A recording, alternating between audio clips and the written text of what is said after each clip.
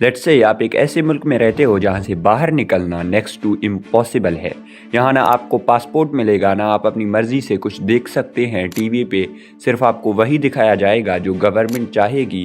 Government के खिलाफ कुछ भी बोलने पर आपकी पूरी फैमिली को सजा दी जाएगी और अगर आपने यहाँ से निकलने की कोशिश की तो आपको देखते ही गोली मार दी जाएगी। Welcome to North Korea. North Korea से भागना इतना मुश्किल है कि वहाँ से भागना तो दूर की बात, लोग ये सोचकर भी डर जाते हैं। लेकिन सवाल ये है कि आखिर क्यों, इतना मुश्किल क्यों है नॉर्थ कोरिया से भागना और भागने के बाद लोगों का क्या होता है। चलिए समझने की कोशिश करते हैं आज के इस वीडियो में।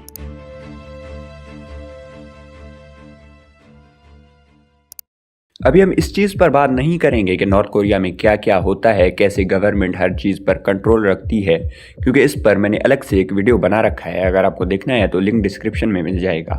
जियोग्राफिकली देखें तो नॉर्थ कोरिया 3 कंट्रीज से बॉर्डर शेयर करता है, रशिया, चाइना और साउथ कोरिया।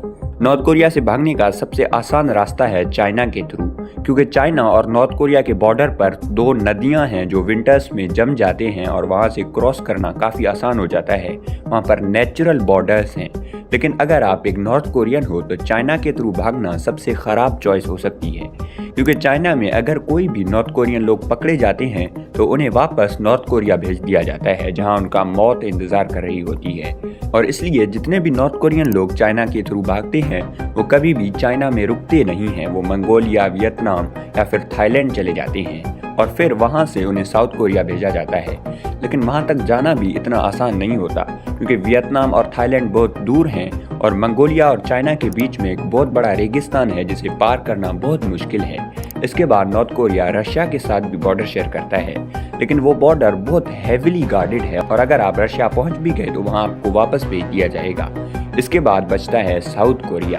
अगर आप साउथ कोरिया में पहुंच गए तो ठीक है, लेकिन इस नॉर्थ कोरिया और साउथ कोरिया के बॉर्डर पर नॉर्थ कोरिया के 12 लाख फौजी खड़े होते हैं जिन्हें डायरेक्ट शूट करने के ऑर्डर्स हैं। वहां पर आपको कोई वार्निंग भी नहीं दी जाएगी कि पीछे हटो वरना गोली चला देंगे। वहां पर सीधा गोली मार दी जाती है। यहाँ पर है डीमिलिटराइज्ड जोन DMZ, दुनिया का सबसे militarised border. Land mines, electric fences, motion sensors, guard towers, snipers. यहाँ पर वार्निंग शॉट जैसा कुछ भी होता नहीं है, डायरेक्ट शूट टू किल। 2017 में एक नॉर्थ कोरियन फौजी अपनी जीप पर तेजी से आया और बॉर्डर क्रॉस करने की कोशिश की। उस पर ओपन फायर किया गया और उसे 5 गोलियां लगी, लेकिन वो जैसे तैसे करके बॉर्डर पार आ गया, जहां उसे साउथ कोरियन ट्रूप्स ने इवेंचुअली रेस्क्यू किया। बहुत सारे लोगों ने ये रास्ता लेने की कोशिश की है, लेकिन उनमें से ज्यादातर को वहीं पर मार दिया जाता है। इसके बाद अगर आपको बॉर्डर के गार्ड से बचना है तो इकलौता रास्ता है समुंदर के जरिए। नॉर्थ कोरिया के साइड पर समुंदर में डाइव करो और इस तरफ आके निकलो, लेकिन ये भी बहुत मुश्किल है क्योंकि तैर कर इतना दूर आना आसान काम नहीं है।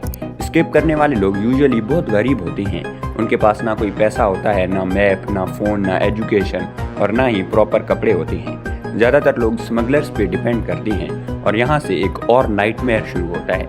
कुछ स्मगलर्स हेल्प करते हैं, लेकिन बहुत सारे स्कैमर्स होते हैं जो पैसा लेकर आपको धोखा दे देते हैं। और अगर कोई पकड़ा जाए तो इंटेरोगेशन होती है, टॉर्चर होता है, फोर्स्ड लेबर कैंप्स होते हैं जहाँ पर लोग भूख, टॉर्चर और थकान से मारे जाते हैं। कुछ केसेस में पब्लिक एग्जीक्यूशन तक होती है, सिर्फ एग्जाम्पल सेट करने के लिए।